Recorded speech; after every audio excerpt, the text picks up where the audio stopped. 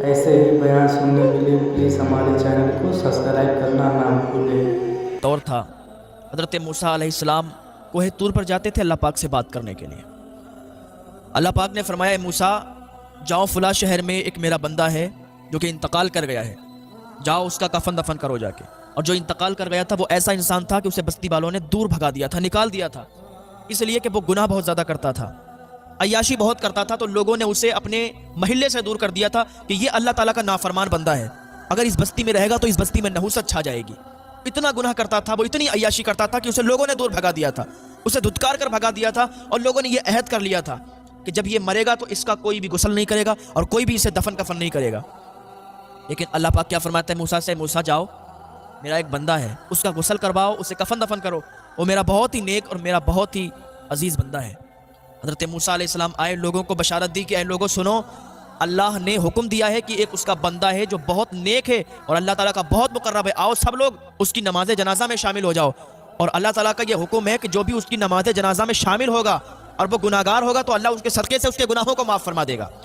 تو لوگوں نے جب یہ سنا کہ وہ ایسا بندہ ہے کہ گناہگار بندہ اس کی نماز جنازہ میں شامل ہوگا تو اللہ اس کے بھی گناہ معاف فرما دے گا، تو سارے لوگ محلے کے بستی کے سارے لوگ دوڑ دوڑ کے آنے لگے اس کی نماز جنازہ پڑھنے کے لیے۔ لیکن جب اس کو دیکھا تو سارے لوگ حیرت زدہ ہو گئے کہ اے موسیٰ یہ تو وہ شخص ہے کہ ہم لوگوں نے بستی سے اسے نکال دیا تھا، اسے دھتکار کر نکال دیا تھا، اس کو ذلیل کر کے نکال دیا تھا، یہ اللہ کا سب سے بڑا نافرمان بندہ ہے، اس نے بہت عیاشیاں کی ہیں، یہ بہت گناہگار بندہ ہے، کہ ہم لوگوں کے سامنے گناہ کیا کرتا تھا، اس کو ہم لوگوں نے دور بھگا دیا تھا۔ تو حضرت موسیٰ علیہ السلام نے اس کی نماز جنازہ پڑھائی، اس کو غسل دیا، نماز جنازہ پڑھائی، کفن دفن کیا، اور پھر کوہ طور پر چلے گئے، اللہ کی بارگاہ میں حاضری دی، اللہ سے عرض کرنے لگے یا اللہ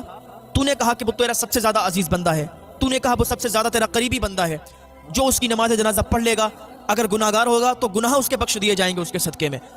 پر میرے مولا میں جب گیا تھا تو بستی والوں نے دیکھا تو کہنے لگے تو وہی بندہ ہے کہ ہم نے اس کو دھتکار کے نکالا تھا،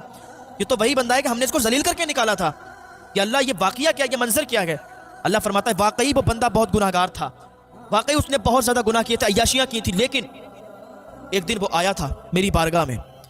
آ کے گڑ گڑانے لگا تھا کہ اے اللہ میرا کوئی نہیں ہے، میرے آگے پیچھے کوئی نہیں ہے جو مجھے کچھ سمجھائے کچھ بتائے، کہ اللہ میری مدد کرنے والا بھی کوئی نہیں ہے، اے پاک پروردگار تو رحیم ہے، تو غفور ہے، تو بخشنے والا ہے، تو رحم فرمانے والا ہے، میرے حال پر رحم فرما دے، میرے آگے پیچھے کوئی نہیں ہے، جو کچھ ہے بس تو ہی تو ہے، میں اپنے سارے گناہوں سے توبہ کرتا ہوں، میں اپنے سارے گناہوں سے معافی تیری بارگاہ میں مانگتا ہوں، یا اللہ تو مجھے معاف فرما دے، تیرا تو فرمان ہے، تیرا جو بھی گناہگار بندہ تیری بارگاہ میں آتا ہے تو اسے ایسے ہی معاف فرما دیتا ہے جیسے اس نے کوئی گناہ ہی نہیں کیے ہیں۔ مولا آج یہ تیرا گناہگار بندہ تیری بارگاہ میں آیا ہے، آج اسے معافی دے دے،